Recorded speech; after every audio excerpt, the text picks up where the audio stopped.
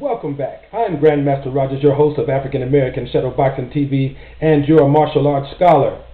10th degree black belt of the African American martial art of Asilia, Vita, Sanaa. Asilia, Vita, Sanaa means the original martial art as depicted on the first episode from Africa. Asilia, Vita, Sanaa is also a mixed martial art, so this segment will be about mixed martial arts history in America, and we'll talk a little bit about the UFC and Rorion Gracie. Mandingo!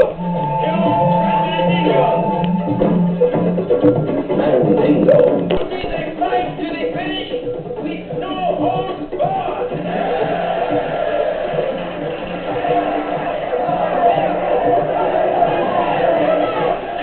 Mandingo, the pride of his masters. Mandingo, the strongest and the bravest. The history of the UFC. Jigoro Kano, the founder of Judo. As a young man, Kano became an expert in several systems of Jiu-jitsu. However, not only was he an expert in Jiu-jitsu, he was also a teacher. He was director of the Tokyo Higher Normal School, the precursor of the present Tokyo University of Education, and chief of the Education Bureau of the Ministry of Education and Martial Sports. Among those who went to spread the gospel of judo to the world was his chief assistant, Yamashita, who went to America in 1903. While he was there, President Theodore Roosevelt arranged a challenge match with a middleweight catch-as-catch-can wrestler named Joseph Grant, who was teaching President Roosevelt wrestling. In a letter to his son Kermit, Roosevelt described the outcome. Inside of a minute, Yamashita had choked Grant, and inside of 2 minutes more, he had got an elbow hold on him. The president was impressed enough to take judo lessons from Yamashita and arranged for him to teach at the U.S. Naval Academy. Another student that went out was Mitsuyo Maeda, who traveled to the United States, Europe, and Central and South America, and eventually ended up in Brazil. He fought many challenge matches along the way, and after arriving in Brazil was helped to raise a Japanese immigrant colony by a diplomat named Gustavo Gracie. In return, he taught Gustavo's sons judo or jiu-jitsu. This was in the 1920s, and the two terms were both still being used for the system Kano was teaching.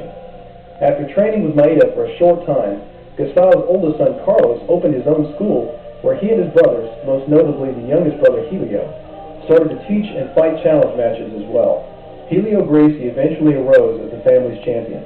He began fighting challenge matches when he was 17, defeating a boxer named Antonio Portugal in only 30 seconds. Helio, at only 135 pounds, reigned as the no-holds-barred fighting champion of Brazil until he was 47 years old.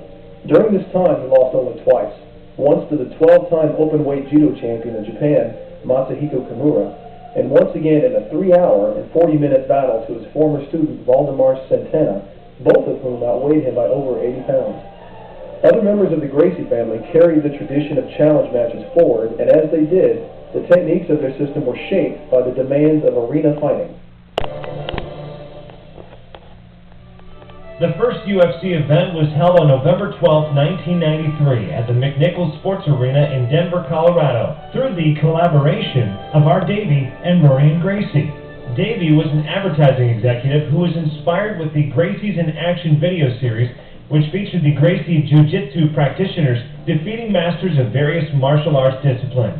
He wanted to capture the same excitement by holding a tournament that pitted fighters with various martial arts backgrounds to see which one is the most effective fighting style in a real, no-holds-barred fight. It was hosted by Bill Wallace and NFL Hall of Famer Jim Brown. 5-time kickboxing champion Kathy Long and Rod Machado provided ringside commentaries as well as Violent. In hindsight, the event was organized to showcase the dominance of Gracie Jiu-Jitsu over other martial arts.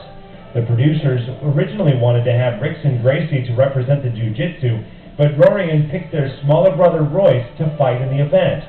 It was said that Royce was chosen because he looked unimpressive, and having him win Jiu-Jitsu would serve to highlight its superiority.